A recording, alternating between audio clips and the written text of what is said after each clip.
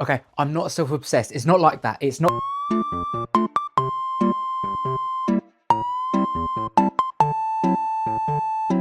Before I get into the video, I want to address the elephant in the room. I know I shaved my beard. Don't hate me. No, it's not. So as the title said, I want to 3D print my own head. Why, you may ask? Massive ego. No, that's not it. I'm way too humble for that. No, I make helmets. I make a lot of helmets. Only thing is, I don't size them properly. So I need a proper way to scale them because otherwise I get stuff like this. It doesn't really work, does it? I like that excuse. That works. I just really want to print my own head. It's really that's it. So if I want to print my whole face, first we have to look at how we're going to get my face on the computer. So here are 5 ways that I could replicate my own head. So I tried most of these methods. So I'm going to go from the worst ones, the one that should die and die in a hole. They are bad, bad. I hate you. I hate. And then we can talk about the ones I love. I own the Bambu P1S. And it's a good printer for the most part. Now, why do I bring this up? Now, MakerWorld is a software which Bambu Labs control. Basically, it's a community app that allows everyone to post a 3D model of their choosing. So the reason I bring this up is because they have just released a new software called Make My Statue. I thought this looked really interesting. It could make my face from just a picture. Well, I thought that. That's not me. That's not me. We'll bin that idea. Next one is 3D modeling. I would talk more about this one, except I'm awful at 3D modeling. So this is the guy I wanted to do, and this is what I 3D modeled. It looks like his eyes are peeling out of his skin. It looks like an alien. How did I mess this up? I think we'll bin that idea. Same thing with the next one, which is sculpting.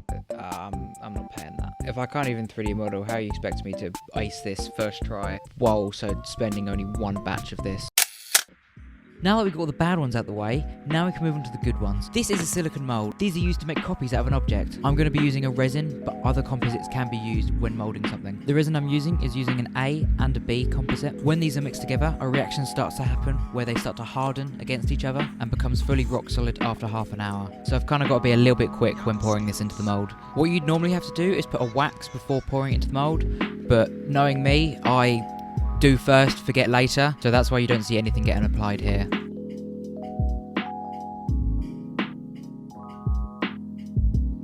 Now that it's fully hardened, I can take it out of the mould, and also realise that I forgot to put something underneath the table. It's fine. This stuff gets quite cheesy, so it's easy to chisel away before it's fully hardened.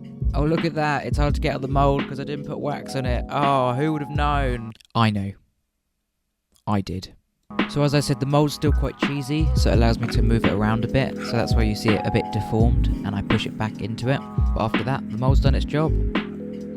Look at that, it looks pretty good. So all I've got to do, if I want to mould my own head, is get a bunch of this stuff and just dunk my head straight into it. Right? That makes more sense. Problem 1.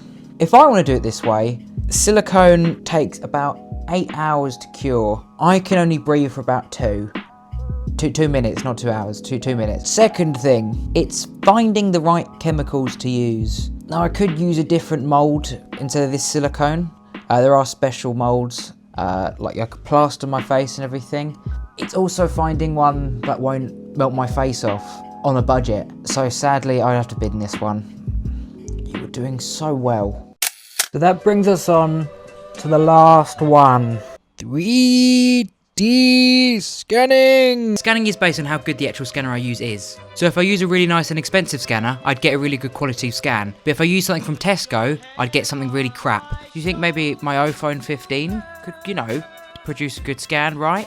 Wrong, you 5'4" looking turd burger. That's because your camera was made by some cheap Chinese child for about $10.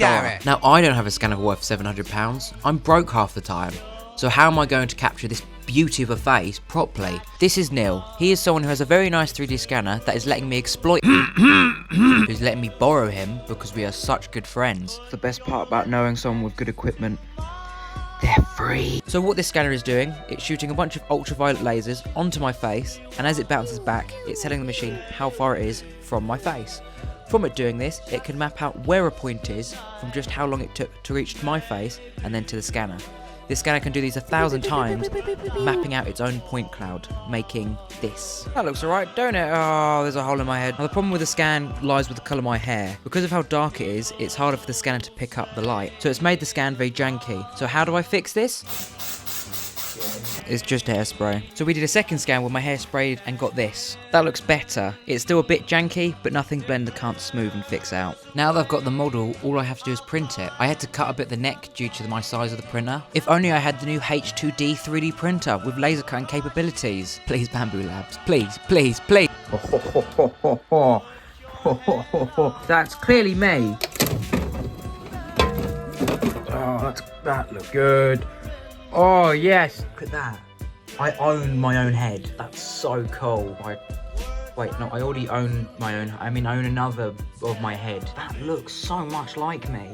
I kind of want to paint it now. Make it look more like me. I don't think I should have done it hollow. Or maybe I could fill it with like something, like sand or something. Make it. If I sand it, it might damage it because of how hollow and fragile it is. So this is the second one. It's only because I didn't want to damage the first one because of how brittle and hollow it is. We'll bin this one. So I sprayed it up, gave it a bit of a sand, and then used my airbrush to give a little bit of colour to it. So while painting, it does look a bit feminine, but it's not. Trust me. Slay. Looks really good. Look at that. Now, I don't paint too much, so it doesn't look perfect. It hasn't got like everything to me. But for what I've done, I think it's pretty good. And I think from this whole experience, it's taught me something about myself. And I think maybe I'm falling in love.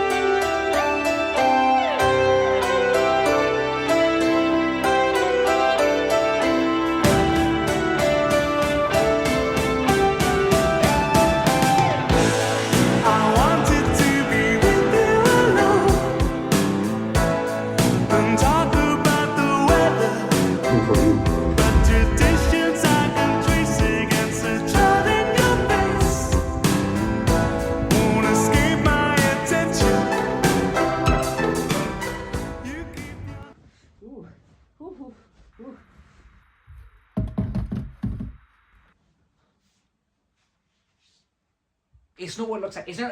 Okay, I didn't do anything. I'm just gonna bin it. This was a stupid idea anyway.